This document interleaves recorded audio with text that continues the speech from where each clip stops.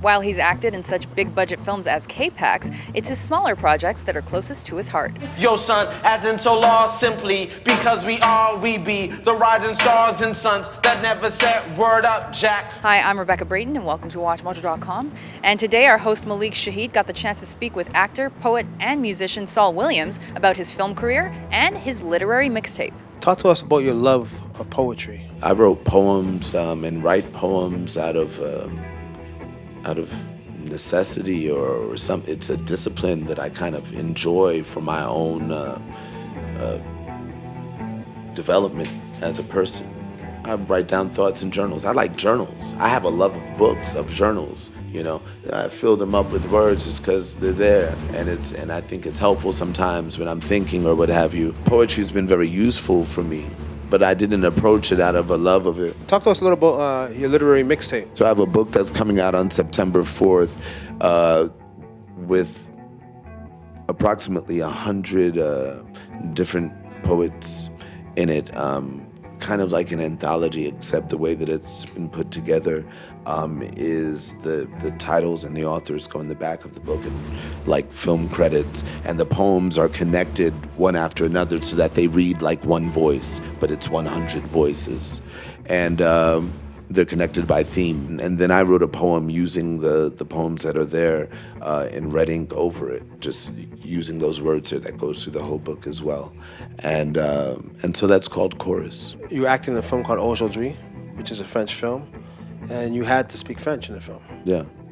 How big a challenge was that for you? Well, it was a big challenge. I was living in Paris at the time when I was asked to do it. We shot the film in Senegal for 2 months over the summer last summer. And the language was part of the challenge. I mean, the other challenge was approaching the subject matter. It's the last 24 hours in the life of a man who knows that he's going to die at the end of the day when he goes to sleep. And so it's what he does on those last 24 hours from the moment he opens his eyes to the moment he closes them. And so I was playing that character, and so that was more of a challenge than the language. The language was not as difficult because when I was in the process of learning the language, I also had a Wolof coach as well, and that was fun more so than anything else. And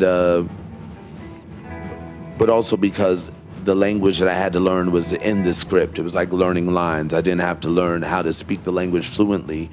I could just learn my lines. It's not the first time you dibble and dabble in film. You wrote a film called Slam, which won the Grand Jury Prize at the Sundance. I stand on the corner of the block slinging amethyst rocks, drinking 40s and Mother Earth's private nectar stock, dodging cops, cause 50 be the 666, and I need to fix it that purple rain. Slam is the film that I did right when I got out of grad school. It's the first film I ever did, and I was asked to write it before I was asked to act in it. And so I agreed to be a writer and then, begged to act because I was in school for acting. I didn't know anything about writing, but the director thought I did because he had heard my poetry. I was asked also to write poetry for the film, and it was right as I was discovering poetry.